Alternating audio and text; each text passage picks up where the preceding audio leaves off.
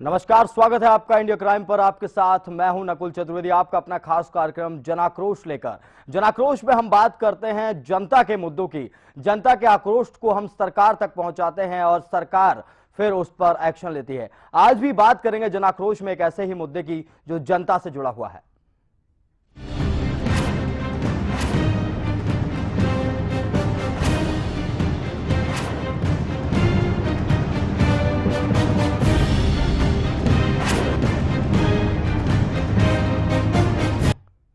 आज हम मुद्दा बनाने जा रहे हैं। आज आक्रोश जनता का इसलिए उठा है कि पहाड़ी इलाकों में खनन माफियाओं द्वारा अवैध खनन लगातार किया जा रहा है और सब कुछ प्रशासन की नाक के नीचे हो रहा है। तमाम कायदे कानूनों को ताक पर रखकर खनन माफिया लगातार खनन कर रहे हैं और प्रशासन सिर्फ ये कहता हुआ नजर आ रहा है कि समय की कमी है, हम और कार्यों में व्यस्त रहते हैं, इसलिए हम नहीं पकड़ पाते। अभी कुछ दिनों पहले की बात की जाए तो कुछ दिनों पहले खनन माफियाओं पर लगाम लगाई गई थी। तमाम खनन माफियाओं पर जुर्माना डाला गया था, लेकिन उसके बाद भी कोई कार्रवाई होती नहीं दिखाई दे रही है। पहले दिखाते हैं आपको ये रिपोर्ट, उसके बाद करेंगे चर्चा खनन माफियाओं के कोहराम पर।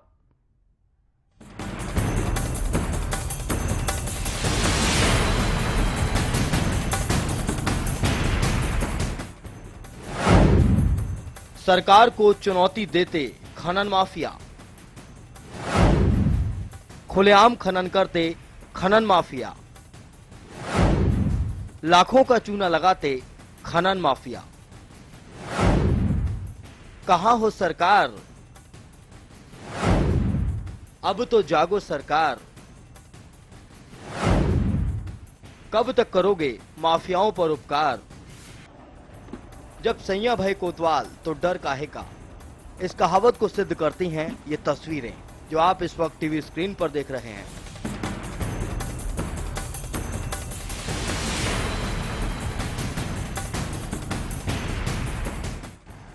यहां माफियाओं पर उपकार होता है, ये हम नहीं कह रहे हैं, बल्कि इसकी गवाह हैं ये तस्वीरें जो इस वक्त आपके सामने हैं। नदियों को लगातार खोदने में जुटे इन खनन माफियाओं को जरा भी अंदाजा नहीं है कि इनके इस कारनामे का आने वाले समय में क्या असर होने वाला है। इसका असर सिर्फ नदी पर ही नहीं पड़ेगा, बल्कि इससे आसपास के गांव वासी भी प्रभावित होंगे, आसपास का इलाका भी प्रभावित होगा। ये तस्वीरें सितारगंज के गांव उकरौली और साधुनगर की हैं, जहां कैलाश नदी से रेता बजरी का अवैध खनन जोरों पर है, जिससे सरकार को लाखों के राजस्व का घाटा हो रहा है। खनन करने वाले पट्टाधारक इतने बेखौफ हो गए हैं कि वो सीमांकित क्षेत्र से बाहर तो खनन कर ही रहे हैं, इसके साथ ही वन संपदा को भी नष्ट किया जा रहा है। खनन माफिया वनों में भी खनन करने से बाज नहीं आ रहे।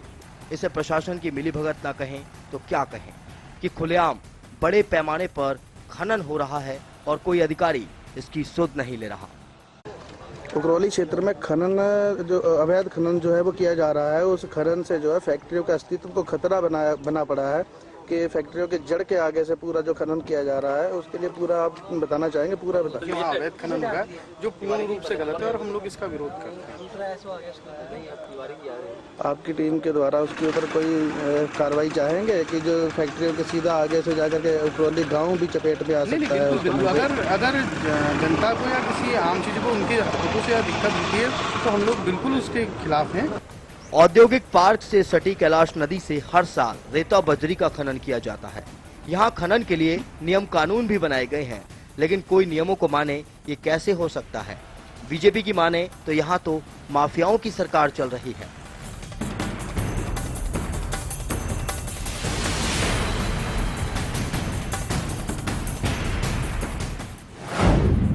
नदी के छोर से कितनी दूरी पर होगा खनन, कितनी गहराई तक होगा खनन, सूर्यास्त के बाद नहीं होगा खनन, नदी के छोर से कितनी दूरी पर खनन किया जाना है और ये खनन कितनी गहराई तक होगा, इसके लिए नियम है, कानून है। इसके साथ ही सूर्यास्त के बाद खनन नहीं किया जा सकता। जितने क्षेत्र में खनन किया जाना है उस क्षेत्र का सीमांकन तय कर दिया जाता है, लेकिन जैसे ही खनन शुरू होता है ये सभी नियम कायदे धरे के धरे रह जाते हैं और आजकल तो नियम कायदों को ताक पर रखकर खुलेआम खनन किया जा रहा है, जिसकी वजह से फैक्ट्रियों का अस्तित्व खतरे में पड़ता जा रहा है। फैक्ट्रियों के पास मानकों के विपरीत जोर शोर से खनन किया जा रहा है, लेकिन प्रशासन सिर्फ बहाने बनाता हुआ नजर आ रहा है। पूरे इलाके में खनन माफियाओं को अपनी मनमानी करने के लिए बेलगाम छोड़ दिया गया है। छापेमारी तो होती है, लेकिन सिर्फ दिखावे की। वहीं अगर वन विभाग की बात करें तो वन विभाग सूचना देने पर भी कोई कार्रवाई करने को तैयार नहीं है। वो कहते हैं ना, हमारा क्या जा रहा है, यही सिद्ध हो जाता है। यहाँ उखरौली नदी में लगातार खनन का कार्य चल रहा है, जिसमें लगातार प्रशासन जाता है, छापामारी करता है, करोड़ों का जुर्माना लगाता है। लेकिन ये जुर्माना कुछ लाखों में, 5-7 लाखों में वसूला गया है। इसमें प्रशासन पूर्ण रूप से जिम्मेदार है। अगर इस कार्य को रोकथाम नहीं की, खनन पर रोकथाम नहीं की गई, तो सितारे में जो उद्योग बसाया गया है भारतीय जनता पार्टी का, अटल बिहारी वाजपेयी जो उद्योग की रचना की गई थी, उद्योग को बहुत बड़ा खतरा है। बगल में बना हेलीपैड, सिडकुल का ऑफिस और बगल में जमीन जो सरकारी अपने उखरौली गाँव है, इसको बहुत बड़ा खतरा है, इसके अस्तित्व को खतरा है। काफ़ी जोर शोर से खनन हो रहा है। रात में लोग अपने दिगर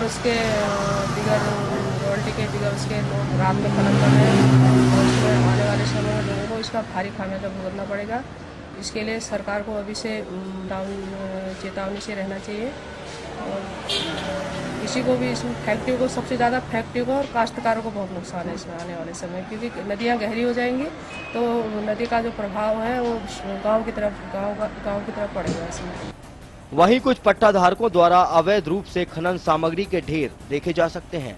स्टॉक की परमिशन के पीछे अवैध खनन के काम को बखूबी चलाया जा रहा है, मगर प्रशासन चुप्पी तोड़ने को राजी नहीं है। हैरानी वाली बात यह है कि जब स्टॉक करने की ही परमिशन है तो स्टॉक धड़ल्ले से बेच क्यों दिया जाता है। प्रशासन की नाक के नीचे डंपर ले जाकर जगह जगह सप्लाई कैसे दे दी जाती है। के सिडकुल के नंदौर नदी में, उखरौली नदी में लगातार खनन का कार्य चल रहा है, जिसमें लगातार प्रशासन जाता है, छापामारी करता है, करोड़ों का जुर्माना लगाता है। लेकिन ये जुर्माना कुछ लाखों में, 5-7 लाखों में वसूला गया है। इसमें प्रशासन पूर्ण रूप से जिम्मेदार है। अगर इस कार्य को रोकथाम नहीं की, खनन पर रोकथाम नहीं की गई, तो सितारे में जो उद्योग बसाया गया है भारतीय जनता पार्टी का, अटल बिहारी वाजपेयी जो उद्योग की रचना की गई थी, उद्योग को बहुत बड़ा खतरा है। बगल में बना हेलीपैड, सिडकुल का ऑफिस और बगल में जमीन जो सरकारी अपने उखरौली गाँव है, इसको बहुत बड़ा खतरा है, इसके अस्तित्व को खतरा है। पिछले दिनों प्रशासनिक टीम थोड़ी सक्रिय नजर आई थी, छापेमारी की गई थी। अनियमितताएं पाए जाने के बाद पट्टा धारकों पर जुर्माना भी लगाया गया था, लेकिन सिर्फ औपचारिकता के लिए। आज आलम यह है कि जिस पट्टा धारक पर सबसे ज्यादा जुर्माना लगाया गया, वही अब सबसे ज्यादा खनन करने में जुटा है। एसडीएम एपी वाजपेयी से जब इस बाबत इंडिया क्राइम ने सवाल किया तो उनका जवाब सुनकर हम दंग रह गए। एसडीएम साहब का बहाना वाकई लाजवाब था, आप भी सुनिए।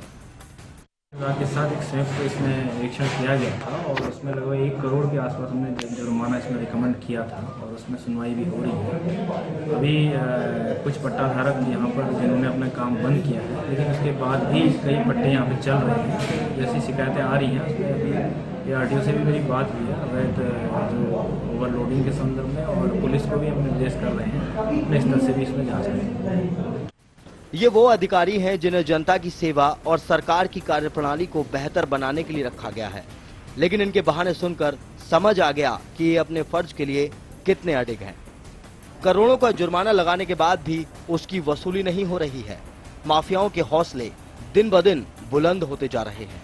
ऐसा लगता है मानो जुर्माने की रस्म अदायगी की जा रही है। कई सवाल ऐसे में खड़े हो जाते हैं। प्रशासन को सूचना देने पर माफियाओं का सतर्क होना। क्या मिलीभगत से चल रहा है खनन? छापे की सूचना माफियाओं तक कौन पहुंचाता है?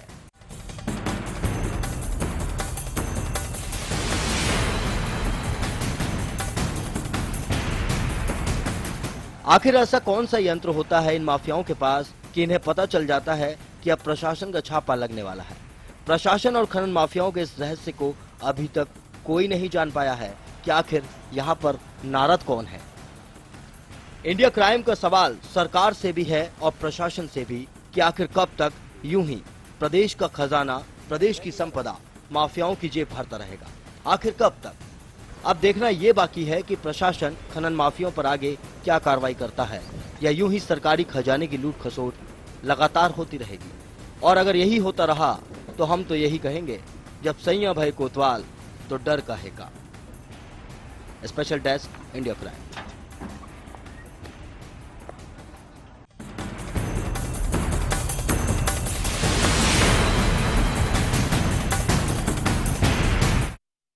तो इस रिपोर्ट में आपने देखा कि किस तरीके से खनन माफिया सरकार को चुनौती देते हुए नजर आ रहे हैं, किस तरीके से खनन माफिया प्रशासन को चुनौती देते हुए नजर आ रहे हैं। सवाल कई खड़े हो जाते हैं, सवाल जवाब का सिलसिला लगातार चलेगा। जन आक्रोश में आरोप एक छोटे से ब्रेक के लिए, ब्रेक के बाद लौटेंगे सवाल और जवाब के साथ।